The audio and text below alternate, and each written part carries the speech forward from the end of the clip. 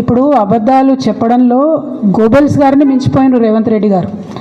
ఆనాడు కేసీఆర్ గారు అధికారికంగా అమరజ్యోతి అమరవీరుల కోసం మేము కట్టినటువంటి స్తూపాన్ని ఇనాగ్రేట్ చేస్తూ అక్కడ అఫీషియల్గా తెలంగాణ తల్లి విగ్రహాన్ని ఇనాగ్రేట్ చేసిండ్రు. అందులో ఏమీ ఆశ్చర్యం ఏం లేదు. సో ముందే ఆల్రెడీ చేసి ఉన్నారు. కానీ చేసి ఉన్నా కూడా తర్వాత ఆ ప్లేస్లో పెడదాము, అక్కడ ఎక్కడైతే ఇప్పుడు వీళ్ళు రాజీవ్ గాంధీ గారి విగ్రహం పెట్టినరో ఆ ప్లేస్లో తెలంగాణ తల్లిని పెట్టాలని డిజైన్స్ ఫార్ములేషన్ అన్నీ అయినాయి. కానీ వీళ్ళు సోనియా గాంధీ గారి దగ్గర మార్కులు కొట్టేయడానికి అక్కడ రాజీవ్ గాంధీ గారి విగ్రహం పెట్టుకున్నారు. కానీ అది ప్రజల ఆమోదం లేదు. రాజీవ్ గాంధీ గారికి తెలంగాణకి ఏం సంబంధం ఉన్నది? ఏముంది చెప్పండి. పోనీ రాహుల్ గాంధీ గారు సోనియా గాంధీ గారు అంటే వేరు. కానీ రాజీవ్ గాంధీ గారితోనైతే మన ఊహ తెలిసినప్పుడైతే మేము చూడలేదు. తెలంగాణ ఉద్యమం గురించి, తెలంగాణ రాష్ట్రం గురించి ఆయన ఎన్నడూ మాట్లాడలేదు. మరి ఇవాళ అక్కడ ఉన్నటువంటి రాహుల్ గాంధీ గారు కూడా ఒక్కనాడు కూడా పార్లమెంట్లో తెలంగాణ మీద మాట్లాడలేదు. మేమేమంటున్నామంటే మాకు సంబంధం లేని వ్యవస్థను, మాకు సంబంధం లేని వ్యక్తుల్ని, తెలంగాణ సమాజానికి సంబంధం లేని వ్యక్తుల్ని బలవంతంగా రుద్దాలనే ప్రయత్నాన్ని విరమించి తెలంగాణ ప్రజలు కోరుకున్న పనులు చేయండి అంటున్నాం, అంతే, వేరే ఏమనట్లేదు.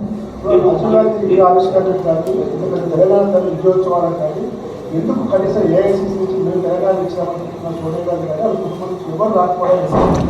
వాళ్ళు వస్తేంది రాకపోతుంది. అసలు విజయం ఎక్కడుంది, ఉత్సవం ఎక్కడుంది, ఏం పని చేసిరని ఉత్సవాలు చేసిరు అన్నది అందరికి అర్థం కానటువంటి పరిస్థితి ఉంది.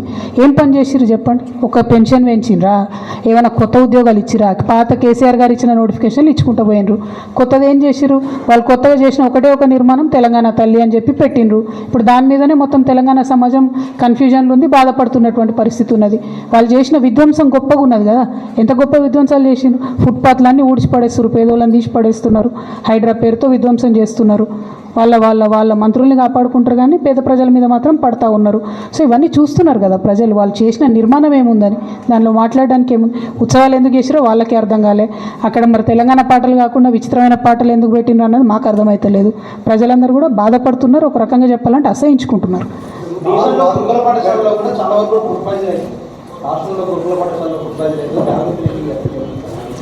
మేము ఆ ఇష్యూ రేజ్ చేయడం జరిగింది. వాంకిడిలో ఒక అమ్మాయి చనిపోయినప్పుడు వారిని కూడా చూడడం జరిగింది.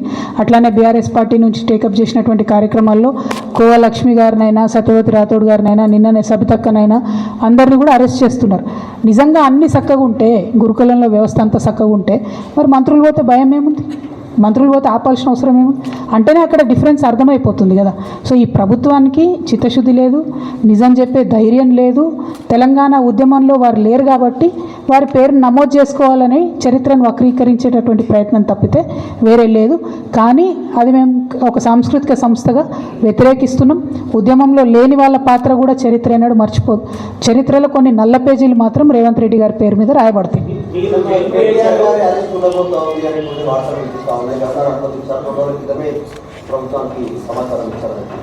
నేను చెప్పిన కదా, నేను పిరికి ప్రభుత్వం ఇదే పని చేస్తారు, ఇంకో పని ఏం చేస్తారు? కార్యకర్తల దగ్గర నుంచి నాయకుల వరకు కేసులు పెట్టే ప్రయత్నం.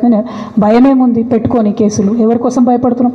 ఎన్నడూ మేము ప్రజల కోసమే పనిచేసినాం, రేపు కూడా చేస్తాం. పదవులు, కేసులు, పార్టీలు ఇవి కాదు ముఖ్యం.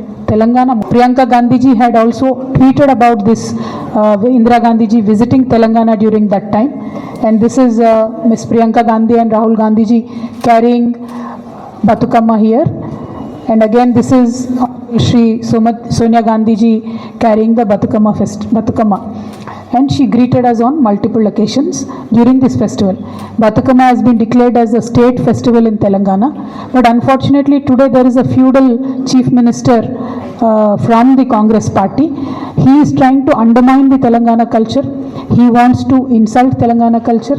He was never a part of Telangana movement, so somehow he wants to make his place known in the Telangana history. So he is trying to belittle our culture. We severely condemn this. We see Honorable Rahul Gandhiji carrying Constitution of India wherever he goes. We are today straight asking Rahul Gandhiji, how can a feudal chief minister like Revanth Reddy be allowed in your party to insult and belittle our culture? How can he come and change Telangana Talli statue, which was created during the Telangana movement time, by removing our state festival Batukamma from her hand? Is this granted by you, Mr. Rahul Gandhi? It is a straight question that I am asking you, because during Jodo Yatra, you came to Telangana. You played Batukama along with Revanth Reddy ji, Jairam Ramesh ji, and KC Venugopal ji. You know this festival, you understand our emotions. At least Telangana people believed that you understand our emotions. So we are asking Rahul Gandhi ji today, are you approving this change of Telangana Talli statue? Are you supporting your feudal chief minister? This is my straight question. I hope Rahul Gandhi ji will answer. Thank you. Jai Telangana. God, నేను మీతో ఉంటాను, మీకు తెలుసు, media మిత్రులకే నా support ఉంటుంది, అందులో అనుమానం లేదు. కానీ అలా బతుకమ్మ ఇష్యూ దయచేసి కొంచెం ప్రముఖంగా ఇవ్వవలసిందిగా నేను కోరుతున్నాను. Thank you. యా బోలే.